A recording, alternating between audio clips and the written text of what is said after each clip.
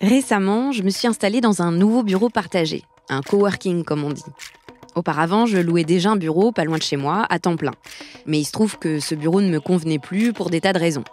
Et je me suis aperçue qu'avec le temps, j'y allais de moins en moins, voire plus du tout. Je continuais de payer le loyer, mais je préférais travailler depuis chez moi. Au bout d'un moment, j'ai réalisé le ridicule de la situation et je me suis décidée à chercher un autre bureau qui me donnerait à nouveau envie d'y travailler. J'ai donc trouvé le lieu où je suis actuellement. Mais pour le même prix, je ne pouvais me permettre que de le louer à mi-temps. Concrètement, ça veut dire que je partage mon poste avec une autre personne.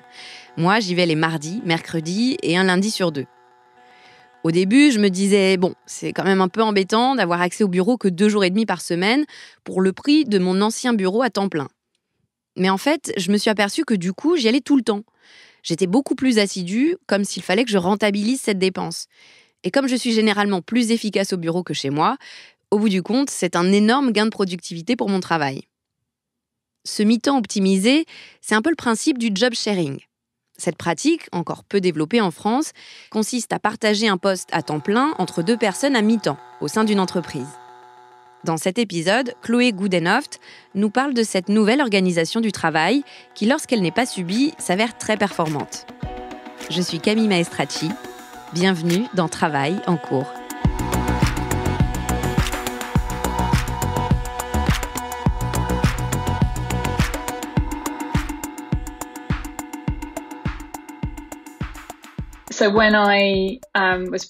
Quand je suis tombée enceinte, ou plutôt après avoir accouché, j'étais assez paniquée en me demandant comment j'allais pouvoir garder un équilibre entre le travail et les enfants. Et je savais qu'une de mes options, c'était le job sharing, mais c'était pas très clair pour moi. Je savais pas comment ça marchait concrètement. Je connaissais personne qui l'avait vraiment fait.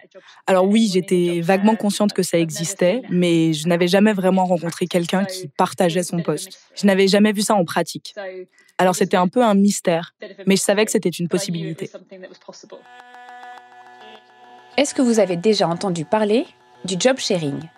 En bon français, on dirait partage d'emploi. En 1986, le sénateur français de centre droit Louis Boyer écrit dans un rapport sur l'aménagement du temps de travail que le job sharing consiste à partager un emploi à plein temps en 2 emplois à mi-temps. L'idée du job sharing, c'est que 2 personnes se partagent un poste et travaillent en binôme pour couvrir ce temps plein. Là, vous vous dites sûrement, pourquoi inventer un nouveau mot ? Ça existe déjà, ça s'appelle du mi-temps. C'est une activité, par exemple, avec des horaires très extensifs. Ça peut être de l'accueil du public, ça peut être de l'assistanat, ça peut être... Et assez facilement, on va avoir 2 personnes sur le poste, une qui fait le matin, une qui fait l'après-midi. Lucien Flamand est avocat spécialisé en droit social. Il m'explique qu'en pratique, le mi-temps s'applique très bien à certains types de postes, mais pas vraiment à des postes à haute responsabilité. C'est vrai que c'est pas quelque chose de naturel, d'évident, pour des postes de management d'être sur un temps partiel de type mi-temps ou 3/5. C'est pas ce qu'on voit le plus fréquemment. Donc peut-être qu'il y a cette idée on connaît la formule, un chef c'est fait pour cheffer, que le manager il est censé décider, trancher, avoir de bonnes idées, et que donc ça nécessairement ça s'incarne dans une seule personne. Un manager est censé s'occuper de ses équipes, un dirigeant d'insuffler une vision. Il y a un rapport qui peut être très personnalisé entre un manager et ses collaborateurs. On n'imagine donc pas forcément que cette personne soit interchangeable, qu'on puisse s'adresser à Paul le lundi et à Marie le jeudi. Mais justement, on n'en a peut-être pas l'habitude, mais la particularité du job sharing, c'est de partager en 2 mi-temps un poste à responsabilité, avec des fonctions de management. J'étais dans un état de panique quand mon enfant a eu quelque chose comme 6 semaines. Je me demandais si j'allais retourner au travail et comment. Alors j'ai envoyé un message à Claire. Elle me remplaçait pendant mon congé mat. Je lui ai dit, est-ce que tu peux réfléchir à une façon de diviser le travail en 2 ? Parce que je ne suis pas sûre de pouvoir revenir à temps complet, mais je veux vraiment pas partir. Quand Anna Essex a eu son premier enfant en 2014, elle est directrice de la communication de l'organisme Teach First. Comme beaucoup d'autres femmes, au Royaume-Uni comme en France, elle redoute de se confronter à la tâche de conjuguer enfants en bas âge et haute responsabilité. Avant la naissance de son premier fils, Anna Essex était une jeune femme très ambitieuse. La question a donc été de savoir comment réussir à maintenir ses objectifs professionnels avec son nouveau rôle de jeune maman. Quand j'ai eu mon premier enfant, j'avais un poste senior. J'avais travaillé vraiment dur. Ma carrière a toujours été très importante pour moi. Plus jeune, j'envisageais pas vraiment ma vie avec un enfant, en grande partie parce que je voulais réussir ma carrière. Et je ne pensais pas que combiner les deux soit possible. Et j'avais pas vu beaucoup de modèles, de bons exemples de femmes ayant réussi à poursuivre, progresser dans leur carrière et avoir des enfants. Ça me semblait juste incompatible. Mais à mesure que je prenais de l'âge et quand j'ai rencontré mon compagnon, j'ai commencé à le voir venir. J'ai commencé à voir des femmes capables de faire les deux. J'ai eu le sentiment que c'était de plus en plus envisageable. Et puis je voulais juste avoir un enfant. Et c'est devenu la chose la plus importante. Mais après, j'ai commencé à penser à comment j'allais bien pouvoir retourner travailler. Et c'est différent pour tout le monde. 5 jours par semaine à temps plein, à un poste senior, j'avais vraiment pas envie de faire ça, parce que je savais que ça m'éloignerait de mon enfant. Ça voudrait dire que je ne le verrais plus, surtout parce que je vis hors de Londres et je travaille à Londres. Donc 2 heures aller, 2 heures retour, ça veut dire pas de possibilité de déposer les enfants à l'école le matin. Souvent, ne pas être là à l'heure du coucher. Faire ça 2 ou 3 fois par semaine, ok. Mais 5 jours par semaine, ça me paraissait beaucoup trop. C'est à ce moment-là que, pour concilier ces deux vies, Anna Essex décide d'avoir recours au job sharing. Cette pratique consiste à employer 2 personnes différentes sur un seul poste à temps complet. Il ne s'agit pas de répartir les tâches d'un même emploi entre 2 personnes, mais bien de faire alterner 2 salariés sur le même travail. Par exemple, lundi, mardi, mercredi, Anna, et mercredi, jeudi, vendredi, Claire. Claire Walker, c'est la personne qui a remplacé Anna Essex lors de son congé maternité. Et c'est avec elle qu'Anna partage son poste à son retour. Claire Walker aussi était confrontée à la difficulté de concilier carrière et vie de famille. Comme Anna a dû l'expliquer, lorsque je l'ai remplacée pour son premier congé maternité, j'avais 2 très jeunes enfants qui avaient environ 14 mois et 3 ans et demi.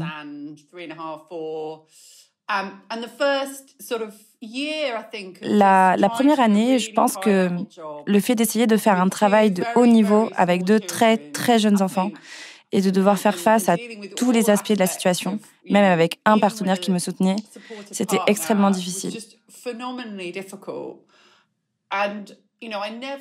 Je n'ai jamais eu l'intention de faire du job sharing.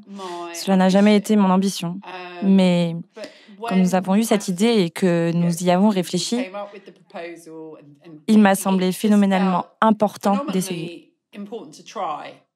Dans le cas d'Anna et Claire, leur envie de diminuer leur volume horaire venait pour toutes les 2 du besoin de s'occuper de leurs enfants. Un soin qui repose dans notre société, surtout sur les femmes. Selon une enquête réalisée en France par le Conseil supérieur de l'égalité professionnelle en 2019, une fois terminé leur congé maternité, 1 femme sur 2 réduit ou arrête son activité à l'arrivée du premier enfant, contre 6% des pères.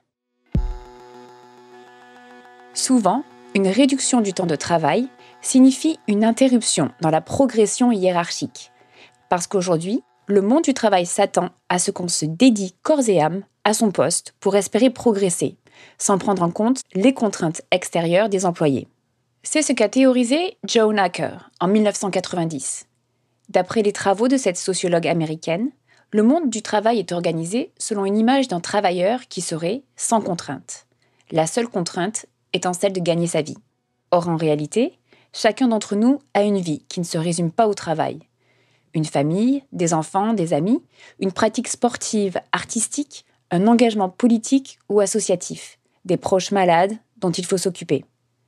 Mais selon Joan Acker, les travailleurs vont être valorisés et progresser dans la sphère professionnelle s'ils correspondent au modèle du travailleur sans contrainte et être récompensés pour leur disponibilité. Joan Acker pose que ce travailleur sans contrainte, implicitement, est un homme.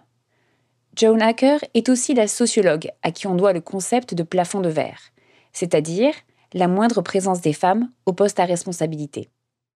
La promesse du job sharing, c'est de pouvoir continuer à progresser dans sa carrière et dans la hiérarchie d'une entreprise en travaillant moins. Pour les mères et tous ceux qui veulent réduire la place du travail dans leur vie. En revanche, au niveau du salaire, pas de miracle. Partager un poste veut dire que la moitié du salaire est amputée. Alors, il y a la question financière. On est toutes les deux très chanceuses. On peut se permettre de ne travailler que 3 jours par semaine. Et c'est un compromis. Alors, il y a cette question financière. Ça empêche certaines personnes de faire du job sharing. Mais pas moi. Comme Anna Essex, Claire Walker estime aussi que ses revenus sont suffisants, du fait du rôle très senior que le binôme occupe. Mais pour ce qui est des inégalités salariales entre hommes et femmes, le job sharing ne va pas régler la question du décrochage de salaire des femmes à l'arrivée des enfants. Ce que règle le job sharing, c'est l'accès aux responsabilités, au pouvoir. En ça, le job sharing n'est pas une panacée, mais peut-être un outil qui permet aux femmes de percer le plafond de verre, tant qu'elles sont 2 à se partager un poste et chacune payer moitié moins.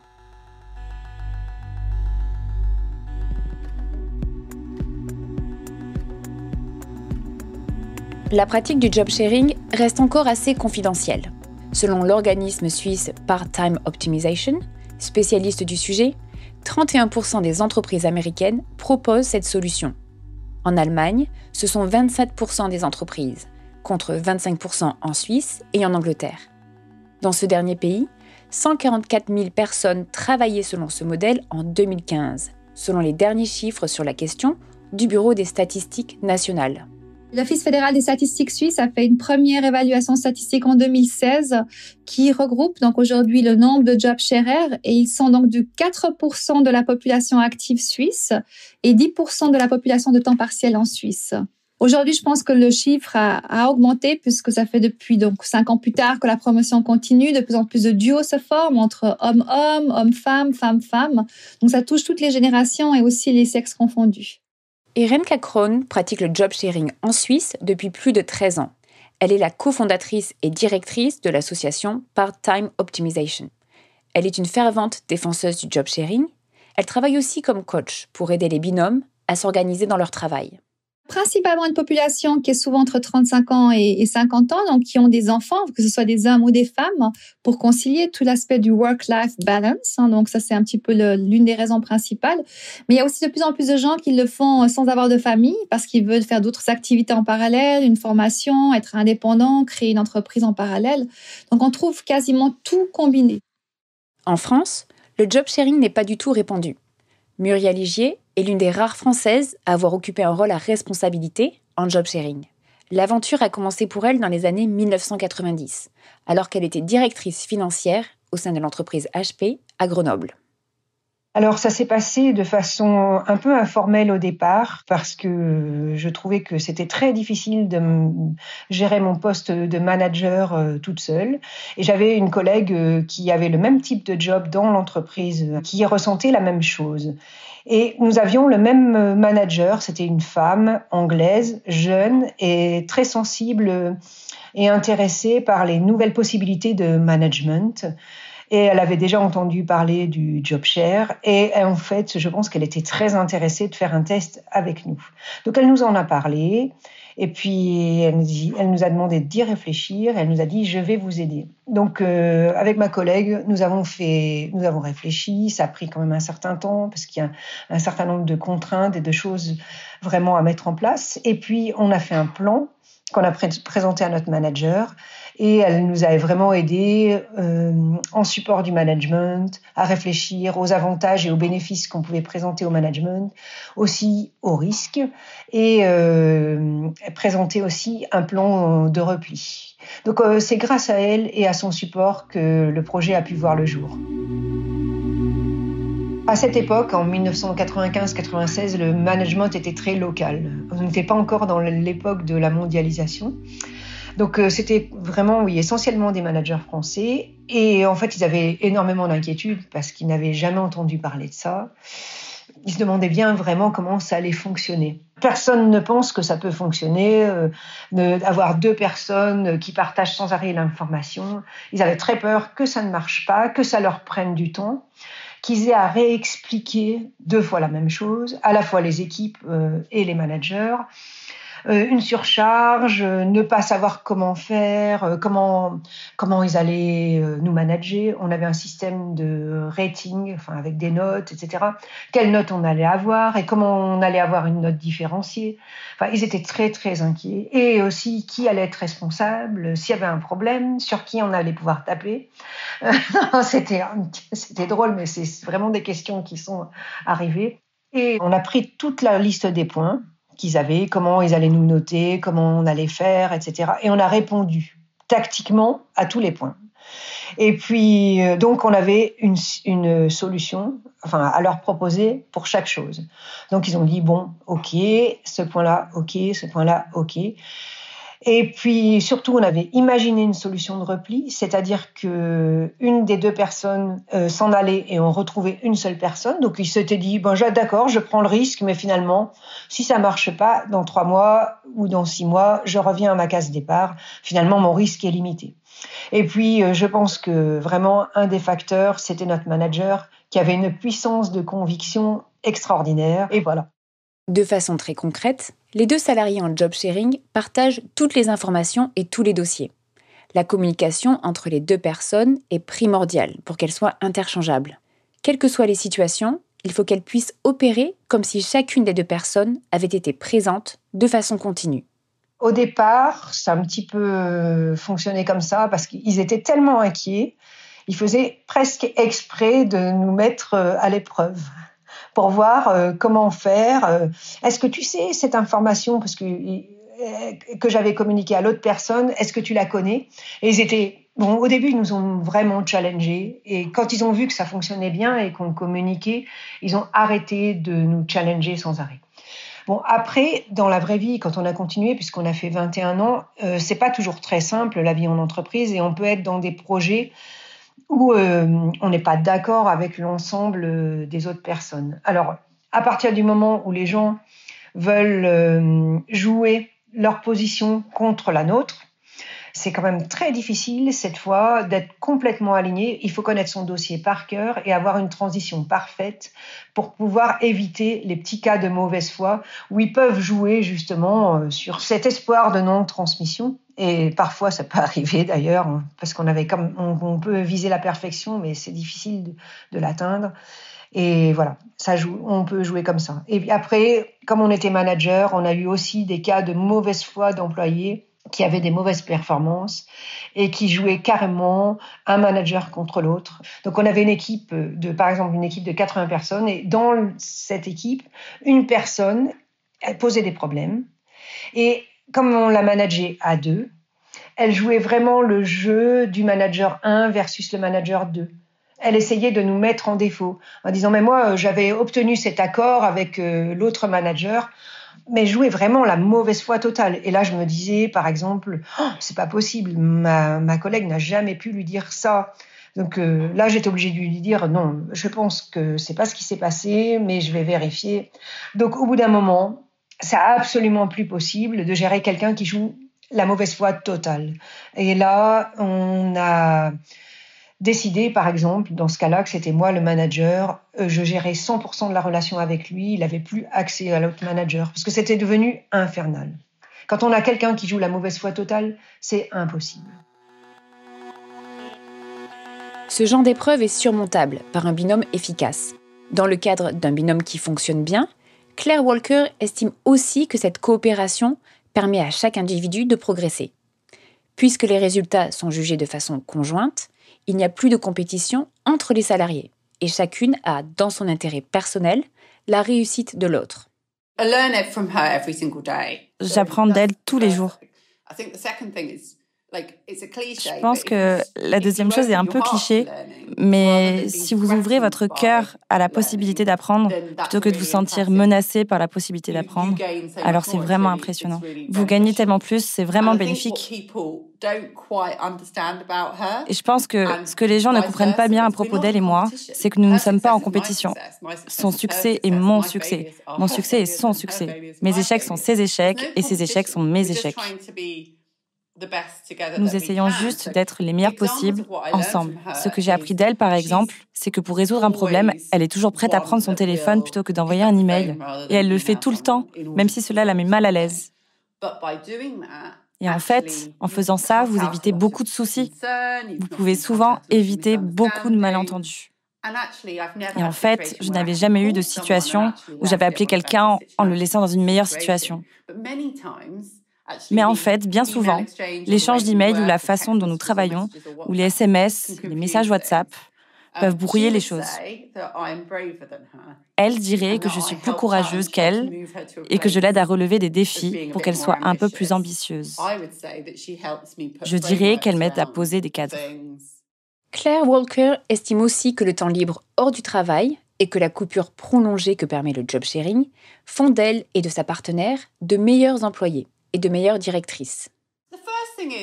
La première chose, c'est que nous avons cette vision du leadership comme étant toujours sur le qui-vive, toujours concentré et toujours présent. Je pense que le leadership n'est pas forcément toujours comme ça. Je pense qu'un bon leadership, c'est être en contrôle, c'est être présent, mais c'est aussi prendre du recul et penser à d'autres perspectives et aussi passer du temps en dehors du travail. C'est assez difficile dans un rôle aussi exigeant que le nôtre. Un bon exemple des avantages du partage de postes ou job sharing est que non seulement vous avez quelqu'un pour parler de tous ces problèmes d'un point de vue différent, mais aussi quelqu'un qui est de votre côté à 100%, sans aucune arrière-pensée. Mais j'ai aussi souvent nos meilleures idées ou nos solutions à des problèmes quand je ne suis pas au travail, quand je suis au parc, ou sur le chemin de l'école, ou en train de parler à quelqu'un, et d'une manière très différente que si j'étais au bureau. Et cela façonne beaucoup la façon dont nous travaillons ensemble. Nous sommes beaucoup plus conscients des différentes perspectives parce que nous avons du temps en dehors du travail et cela nous permet de nous renforcer et de faire avancer les choses.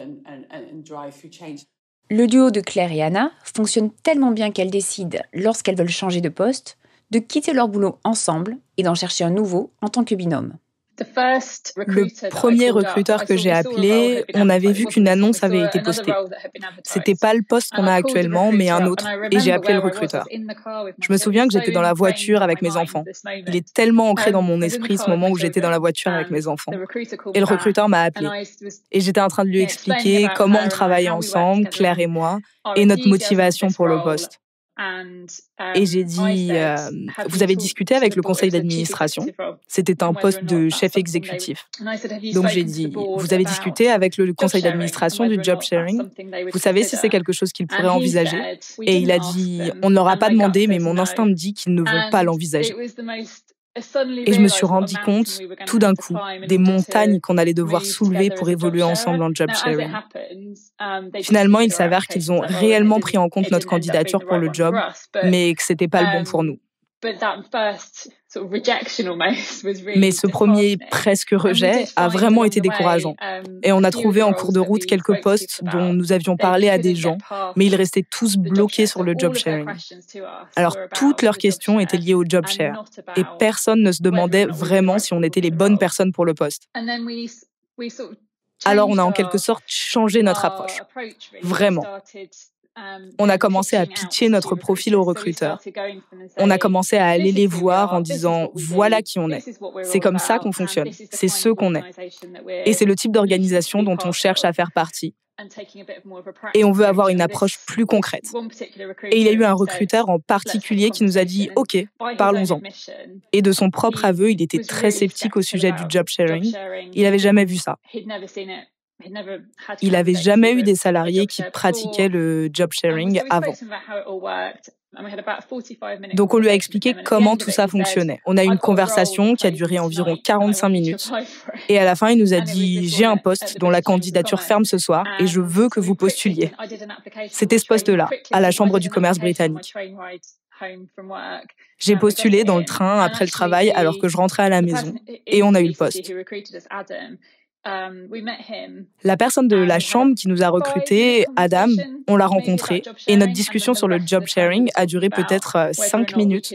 Puis le reste du temps, on a parlé de notre capacité, individuellement et à deux, à répondre aux exigences du poste. Et c'était vraiment, vraiment rafraîchissant. Le job sharing n'était pas un problème. Il était juste question de savoir si on pouvait faire le travail en comparaison des autres candidats. Donc c'était une expérience beaucoup plus positive. Anna Essex et Claire Walker sont aujourd'hui les 2 co-directrices exécutives de la Chambre de commerce britannique, à Londres. C'est l'une des principales organisations commerciales du Royaume-Uni. Irinka Krohn mentionne un autre duo de femmes qui fonctionne comme ça, à un poste très élevé, en Suisse, mais dans la branche judiciaire cette fois. Les 2 femmes procureurs, c'est les premières femmes qui ont réussi à avoir un poste à Bâle en Suisse, à un très haut niveau, où même les partis politiques ont dû se positionner par rapport à cette nomination.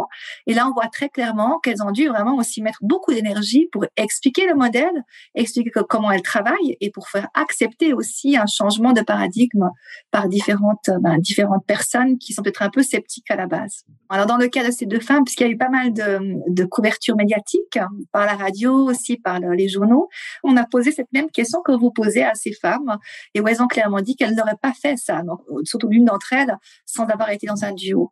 Et l'une d'entre elles est une slasheuse, pour revenir au terme du slash aussi, qu'on emploie souvent dans le domaine du top sharing. Elle a fait ça pas pour des raisons familiales, mais pour des raisons liées à son activité d'artiste, de productrice de films, qu'elle fait à côté de ce travail comme procureur. Et c'est vraiment un positionnement qui est très élevé, puisque dans ce partage, ça touche pas seulement un poste occupé par 2 femmes qui dirigent 150 personnes, donc, mais ça touche aussi un domaine où il y a toute une mesure de procédures juridiques qui sont donc liées au procureur et où la co-responsabilité devient aussi un point assez sensible. Si l'une se trompe dans une démarche, quel est l'impact pour l'autre personne? Donc c'est un très joli modèle de femmes qui ont été très loin, qui ont réussi à convaincre des partis politiques traditionnels, un petit peu réactionnaires, et qui ont réussi à faire passer ce modèle-là. Muriel Igier, elle, a réussi à convaincre à l'échelle de son entreprise et a continué de gravir les échelons en job sharing. J'ai pu gérer ma carrière, c'est-à-dire que souvent un temps partiel, c'est un retrait de l'entreprise. C'est considéré comme un retrait. Et là, ce qu'il faut savoir, c'est quand même que dans les 21 ans, on a eu plusieurs fois des promotions. Ça, c'est quand même un objectif qu'on avait fixé au départ. On s'est dit, voilà, on va être à temps partiel. Et on était manager, on va être super manager. Et on a réussi à le faire. Donc, moi, je trouve qu'on a gagné vraiment sur les 2 tableaux.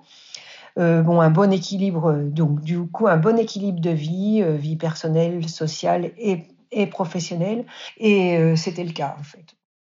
Aujourd'hui, face aux mentalités qui évoluent, le job sharing peut jouer comme un outil de rétention auprès de candidats qui ne veulent pas faire du travail le centre absolu de leur existence. Martha Adam Butchell est directrice adjointe de la stratégie et de la performance chez Aid Action, une organisation caritative britannique.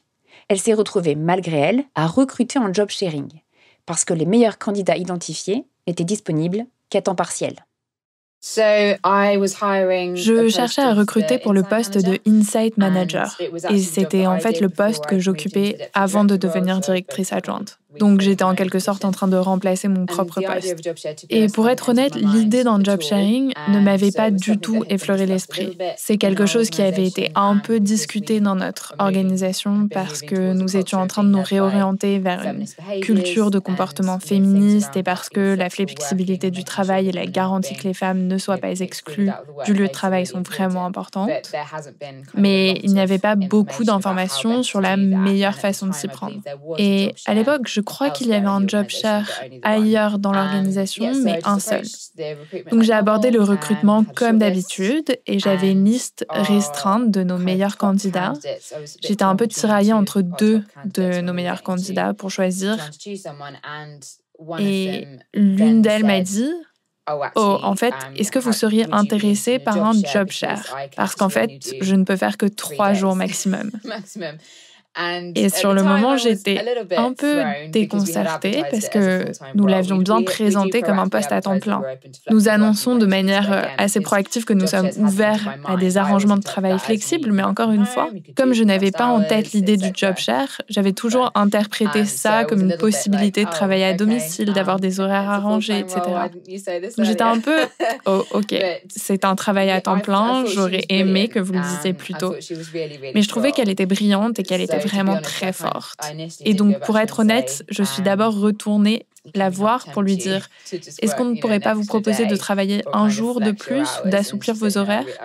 Et elle a dit « Non, je ne peux vraiment pas. » Et puis plus j'y pensais, plus je me disais « Nous avons aussi cette autre candidate qui est vraiment forte et qui serait aussi brillante pour ce travail. » Et elle avait dit qu'elle ne pourrait travailler que 4 jours par semaine. Et j'ai eu cette conversation avec 2 personnes différentes qui m'ont dit « C'est un poste à temps plein, pourquoi personne ne veut le faire ?» Mais non, plus j'y pensais et plus je me disais, bon, d'accord, peut-être que je devrais penser à un job share. Peut-être que ça pourrait marcher. Et donc, j'ai contacté l'autre candidate et j'ai dit, j'ai quelqu'un qui propose un arrangement de partage de poste. Vous avez également dit que vous ne seriez pas en mesure de travailler à temps plein. Qu'est-ce que vous en dites? Et donc, c'est devenu une sorte d'échange d'emails dans les 2 sens entre moi et chacune d'elles pour parler de ce qu'elles voudraient. Donc, ça s'est passé de manière assez naturelle et par surprise. Et en fait, comme je venais d'être nommée directrice adjointe, c'était aussi mon premier recrutement. Donc, je n'avais pas d'expérience de management hiérarchique et je me souviens avoir pensé comment est-ce que j'ai pu autant me compliquer la vie en faisant cet arrangement que beaucoup de managers peuvent passer toute leur carrière sans jamais connaître. Les 2 employés de Martha Adam Buchel ont fini par travailler dans un équilibre à 50-50 pour être sûrs de l'implication équitable de chacune d'elles. Mais Martha Adam Buchel a été bluffée par les performances de ce duo. Elle s'est retrouvée avec une sorte de super employé à 2 têtes qui a rempli le rôle au-delà de ses espérances. Bien sûr, donc les points positifs, je veux dire, il y a tellement de points positifs parce que vous avez en fait 2 personnes pour le prix d'une. Elles travaillent moins d'heures, mais vous avez 2 cerveaux pour le prix d'un. Vous obtenez 2 perspectives différentes pour le même rôle. Et je pense que, encore une fois, j'ai eu beaucoup de chance parce qu'elles se complètent vraiment toutes les 2. Elles ont des points forts et des points faibles différents, mais elles s'entendent aussi très bien. Elles travaillent donc très bien ensemble. Donc oui, vous avez 2 cerveaux pour le prix d'un. Je pense que vous obtenez beaucoup plus de productivité. Parce que si vous êtes une personne qui arrive et travaille sur un temps plus court, vous pouvez venir et faire cet ensemble d'heures plus courtes et partir. Et j'observe aussi ça parce que j'avais ce poste avant en tant que personne seule.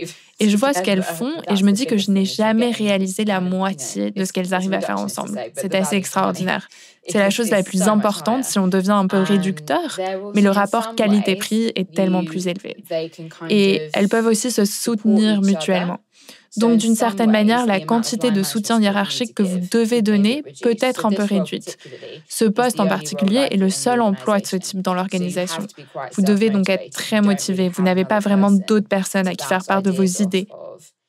Mais en le faisant en tant que job share, vous effacez ça. Vous avez 2 personnes. Elles étaient toujours en train de dire comment est-ce qu'on devrait aborder ça, qu'est-ce qu'on devrait faire, etc. Et je pense que ça les a vraiment aidées à se sentir moins isolées dans un poste comme celui-là. Je pense qu'il y a aussi souvent une sorte de couverture plus ample. Par exemple, si l'une d'elles part en vacances, elle ne part que la moitié de la semaine. Enfin, ça ne marche pas toujours comme ça parce qu'elles étaient toutes les 2 mères, donc elles prenaient assez souvent les vacances scolaires. Mais c'est pas un problème parce que quand une seule personne prend une semaine de vacances, ça fait le même effet. Mais vous avez quand même parfois un peu plus de disponibilité. Je pense que le principal avantage, c'est que vous avez 2 personnes, 2 expériences, 2 femmes très intelligentes pour le prix d'une. Donc oui, j'ai vraiment trouvé que c'était absolument fantastique.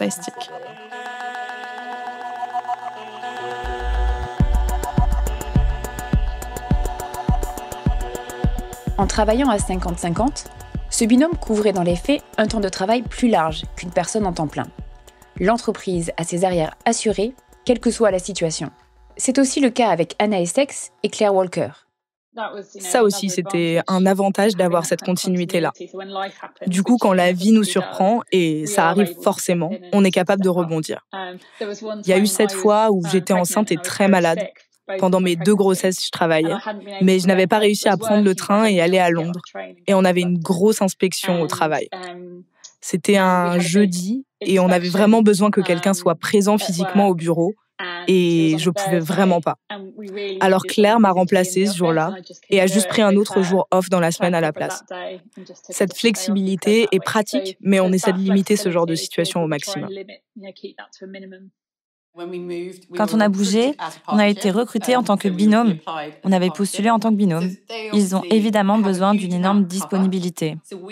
Nous avons donc proposé une disponibilité de 24 heures sur 24, 7 jours sur 7, ce qui est pratiquement impossible à faire si vous n'êtes qu'une seule personne. Il y a toujours l'une d'entre nous disponible. C'est donc un avantage phénoménal pour l'entreprise. Donc même quand Anna est en vacances, j'ai toujours le téléphone et je travaille de manière adéquate. Maintenant, c'est probablement un désavantage pour moi parce que je travaille sans être payée, pour être honnête. Il y a donc une sorte de pour et de contre assez intéressant. Anna Essex et Claire Walker sont-elles sur une répartition à 60-60 ?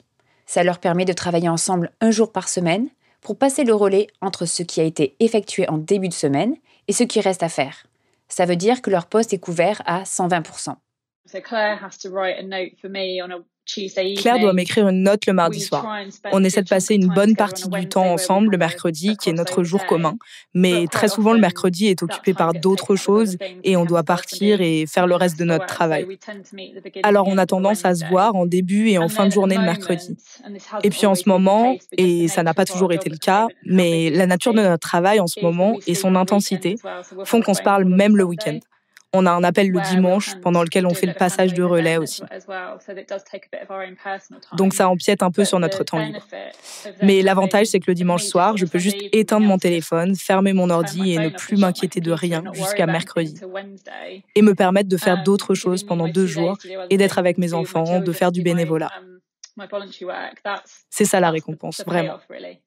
On pourrait se dire que le job sharing est presque une exacerbation du principe du travailleur sans contrainte. Le monde du travail requiert tellement de ces travailleurs qu'il ne suffit plus de remplir un poste à 100%. Il faut aujourd'hui le faire à 120%. Comment est-ce possible que 2 individus soient nécessaires pour remplir un poste prévu pour une seule personne ? Est-ce que c'est ça que requiert le marché en termes de productivité ? Dans son rapport, qui date d'il y a 35 ans, Louis Boyer écrivait à propos du job sharing que « Cette formule se pratique de plus en plus aux États-Unis. Malgré les coûts supplémentaires qu'elle entraîne au départ pour l'entreprise et le manque d'enthousiasme de nombreux salariés de voir leurs revenus amputés de moitié.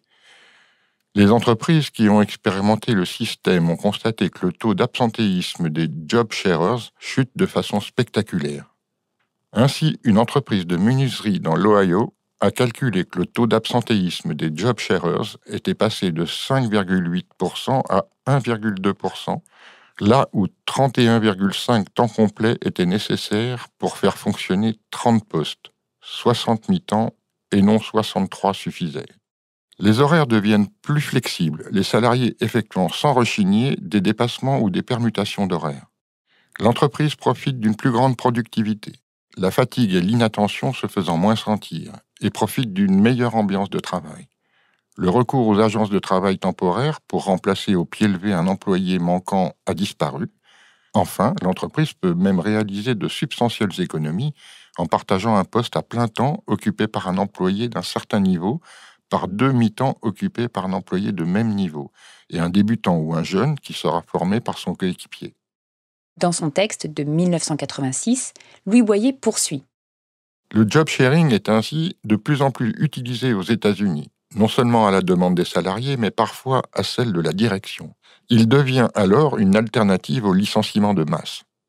La compagnie aérienne Pan Am a réussi à éviter 330 des 1100 licenciements prévus grâce aux économies obtenues sur la masse salariale par le partage de 1000 postes. Les employés qui acceptaient le partage se mettaient à l'abri de tout risque de licenciement en choisissant de voir leur temps de service, leur salaire et leurs congés payés amputés d'un tiers ou de la moitié, tout en conservant l'intégralité des avantages sociaux. Éviter un licenciement par le job sharing, c'est pour l'entreprise économiser des coûts importants, apaiser la tension sociale et conserver la force de travail immédiatement disponible.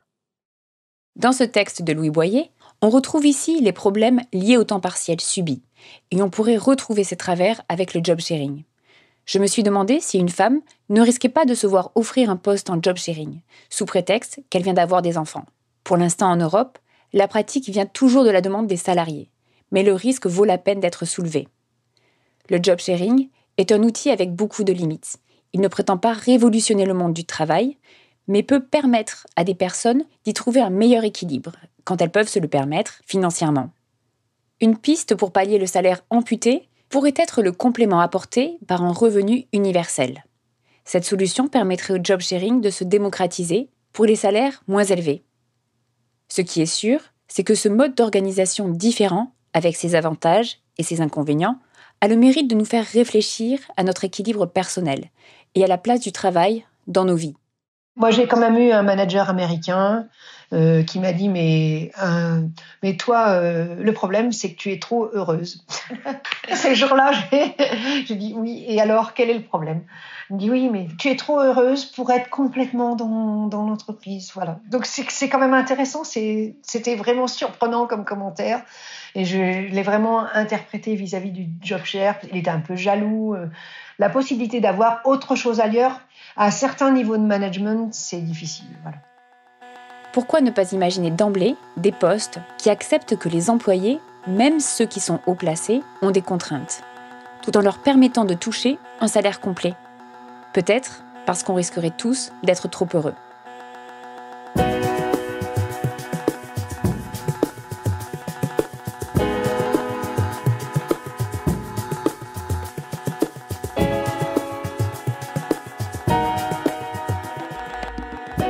Vous venez d'écouter Travail en cours, un podcast de Louis Média.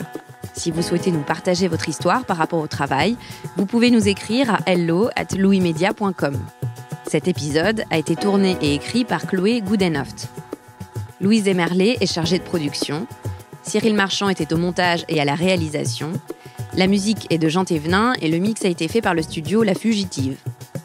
Marion Gérard est responsable de production et Maureen Wilson responsable éditoriale. Mélissa Bounois est à la direction des productions et Charlotte Pudlowski à la direction éditoriale.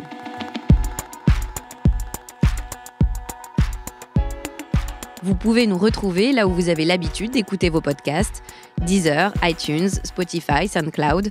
Vous pouvez aussi nous laisser des commentaires et des étoiles. Et si l'épisode vous a plu, n'hésitez pas à en parler autour de vous. Et si vous aimez ce podcast, découvrez les autres podcasts de Louis, Émotion, le Book Club, Injustice, Passage. À bientôt.